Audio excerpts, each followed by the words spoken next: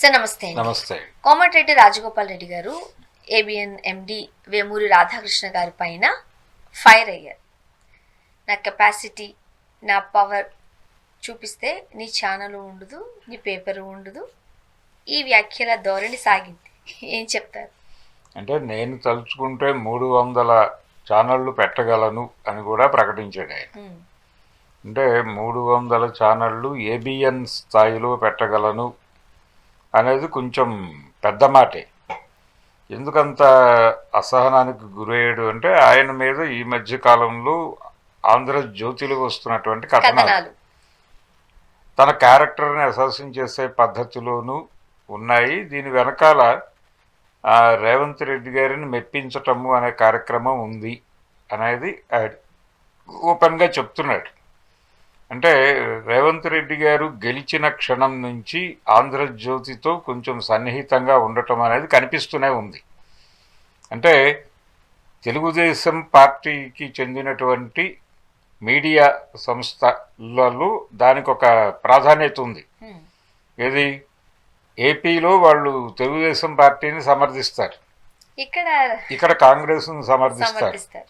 మళ్ళీ ఏపీలో షర్మిల గారిని పొగుడుతారు, వారి అన్నగారైనటువంటి జగన్మోహన్ రెడ్డి మీద ఒంటికాలతో దాడి చేస్తారు.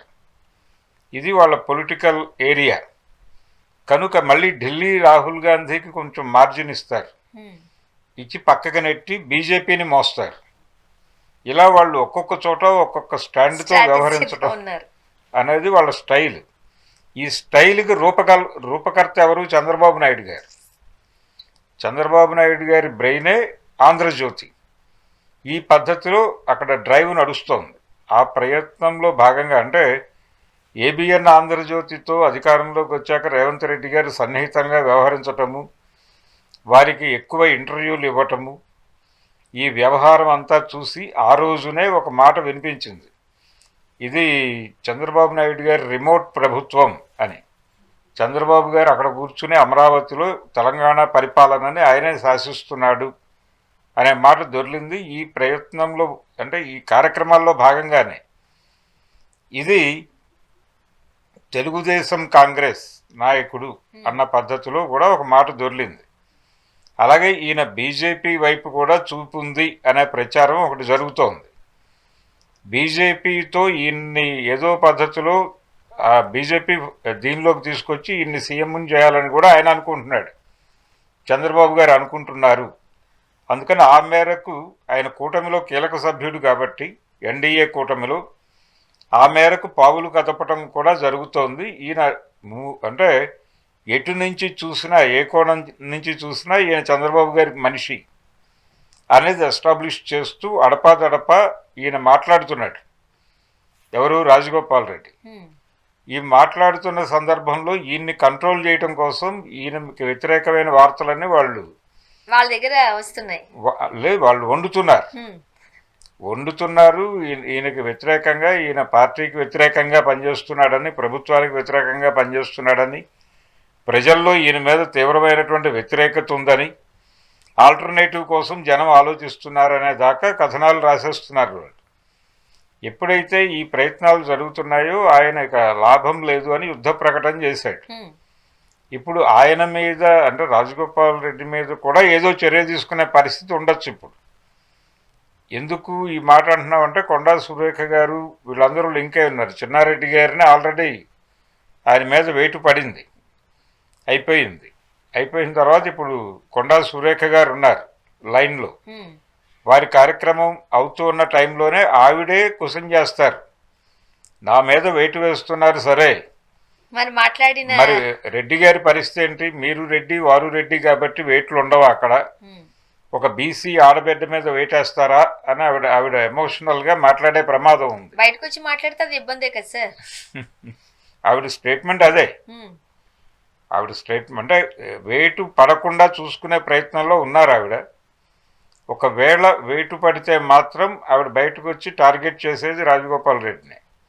కాబట్టి ఆయన కొండా సురేఖ గారి మీద వేటు పడకుండా ఉండాలి అని చూసుకోవాలి. కానీ ఆయన ఏబిఎన్ మీద మాట్లాడిన మాటలు ఆయన ధోరణికి అద్దం పడుతున్నాయి ఒక రకంగా. అంటే మేము హ్యాండిల్ చేయలేక కాదు, మేము ముఖ్యమంత్రులం కాలేక కాదు అన్న పద్ధతిలో మాట్లాడాడు ఆయన. దాదాపుగా విషయం అదే. అందుకని ఈయన ఒక్కడే, అంటే వీళ్ళేమి కాంగ్రెస్ పార్టీతోనే ట్రావెల్ చేయలేదు, మధ్యలో ఆయన బీఆర్ఎస్కి కూడా వెళ్ళొచ్చాడు. ఆ చరిత్ర ఉంది ఆయనకి. కాబట్టి ఇది ఆయన్ని తెలుగుదేశం కాంగ్రెస్ నాయకుడు బయట నుంచి వచ్చాడు అనే దాడి చేయటం అనేది ఎలా సబబు అనే మాట కూడా ఉంది విత్ ఇన్ కాంగ్రెస్. రెండోది, కాంగ్రెస్ పార్టీలో మనం ఇందాక మాట్లాడుకున్నట్టుగా ఈ అంతర్గత ప్రజాస్వామ్యము, ఎవరు ఎవరినైనా ఏదైనా అనొచ్చు అన్న ధోరణి ఒకటి ఉంది. కానీ ఇప్పుడు పరిస్థితి అలా లేదు. ఆయన పార్టీని టోటల్గా తన కంట్రోల్లో పెట్టుకోవటంలో భాగంగానే, తన టీంని తయారు చేసుకోవటంలో భాగంగానే ప్రతి సభలోనూ ఒక అభ్యర్థిని ప్రకటించుకుంటూ వస్తున్నాడు. ఈ ప్రయాణంలోనే ఇప్పుడు ఈయన ఎంపీగా ఉంటాడా ఉండడా అనేది కూడా ఒక ప్రశ్నార్థకంగా మారింది. సో ఇప్పుడు నెమ్మదిగా ఆంధ్రజ్యోతి నుంచే ఈ దాడి మొదలవుతుంది. మొదలై క్రమంగా ఈయన కాదు, ఇంకొక కొత్త అభ్యర్థి రాబోతున్నాడు, ఈయన కథ దాదాపుగా ముగిసినట్టే.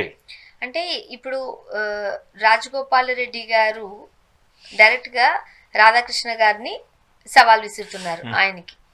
వాళ్ళ పేపర్ లేకపోతే వాళ్ళ ఛానల్ ఏమో కాంగ్రెస్ పార్టీకి రేవంత్ రెడ్డి గారికి కాస్త సపోర్ట్ ఉన్నట్టుగా కనిపిస్తూ ఉంటుంది. కాంగ్రెస్ పార్టీకి ఇన్ టోటల్ కాదు, అది రేవంత్ రెడ్డి గారికి సపోర్ట్ చేయమని చంద్రబాబు గారు ఆదేశించడం వలన ఆయన రేవంత్ రెడ్డి గారిని భుజాన మోస్తున్నాడు. అది ఈయన నేరేటివ్. అందుకని మరి అలా అనుకుంటే ఇప్పుడు రేవంత్ రెడ్డి గారికి రాజగోపాల్ రెడ్డి గారికి మధ్య చాలా ఎడముఖం పెడముఖం దూరం పెరుగుతున్నట్టేగా. అంతే. ఆయన ఏబిఎన్ మీద దాడి కాదు, అది ఇండైరెక్ట్ గా రేవంత్ రెడ్డి గారి మీద దాడే.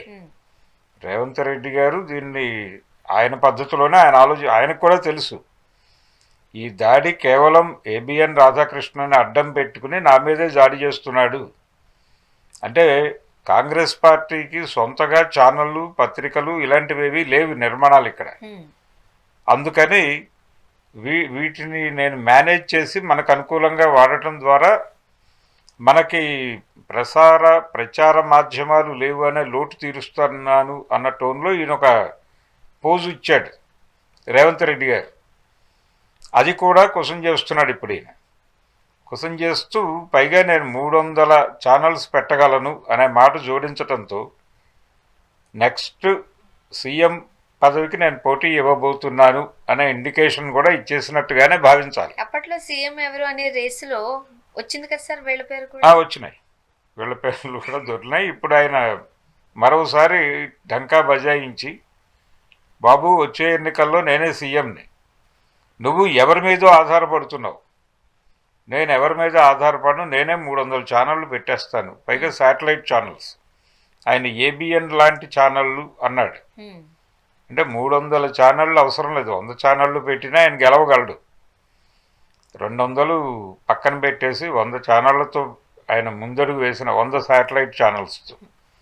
అంటే అంత మనీ ప్రొక్యూర్ అయి ఉంది నా దగ్గర అని బహిరంగంగా చెప్పేసుకున్నాడు ఆయన. ఇది కొంచెం దీన్ని జాగ్రత్తగా పట్టుకుని రాజగోపాల్ రెడ్డి మీద దాడి చేయొచ్చు వీళ్ళు. అంటే బహుశా ఒక 2 రోజుల్లో అది కూడా మొదలవుతుంది. అంటే తన్ని తాను ఎడ్జిలోకి లాక్కెళ్తున్నాడు రాజగోపాల్ రెడ్డి. ఇప్పుడు కొండా సురేఖ గారి మీద మాత్రమే చర్య అనేది చర్చ జరుగుతోంది. ఆ క్రమంలో ముందు వీరి మీద వేటు వేసి ఆ తర్వాత వారి మీద వేటు వేసే పద్ధతికి నెట్టేస్తున్నాడు ఆయన. అలాంటి నిర్ణయం తీసుకోక తప్పని పరిస్థితి ఇప్పుడు రేవంత్ రెడ్డి గారి మీద ఉంది. ఇప్పుడు కొండా సురేఖ గారి పైన ఒకవేళ వేటుకో చర్యలకు వెళితే నెక్స్ట్ మరి రాజగోపాల్ రెడ్డి గారి పరిస్థితి ఏంటి అనే క్వశ్చన్ మార్క్స్ అయితే లేదు. ముందు ఇక్కడే జరగాలి. ఇది అయిన తర్వాత అక్కడికి వస్తారు. అంటే ఇక్కడ జరగకపోతే ఆవిడ రోడ్డు ఎక్కుతారు. ఆవిడకి రోడ్డెక్కి మాట్లాడే హక్కు ఇవ్వకుండా, అధికారం ఇవ్వకుండా ఉండటానికి, అవకాశం ఇవ్వకుండా ఉండటానికి ముందు రెడ్డి గారి మీద వేటేసి ఆ తర్వాత నెక్స్ట్ రెండో వాక్యమే ఒకే తీర్మానంలో పార్టీ వ్యతిరేక వ్యాఖ్యలు బహిరంగ వేదికల మీద చేస్తున్నటువంటి నాయకుల మీద చర్యలు, number 1 position Rajagopal Reddy, number 2 ఈవిడే, తర్వాత మిగిలిన ఇంకో బ్యాచ్ ఉంది పోచారం అండుకో. అలా ఒక 5-6 పేర్లతో ఒక జీవో, అంటే గవర్నమెంట్ ఆర్డర్ అంటున్నాం కానీ పార్టీ ఆర్డర్, చూడాలి సార్ ఏం ఒక జరుగుతుంది. పార్టీ ఆర్డర్ పిసిసి ప్రెసిడెంట్ గారి దగ్గర నుంచి వచ్చే అవకాశం అయితే కనిపిస్తోంది. Thank you so much sir. Thank you.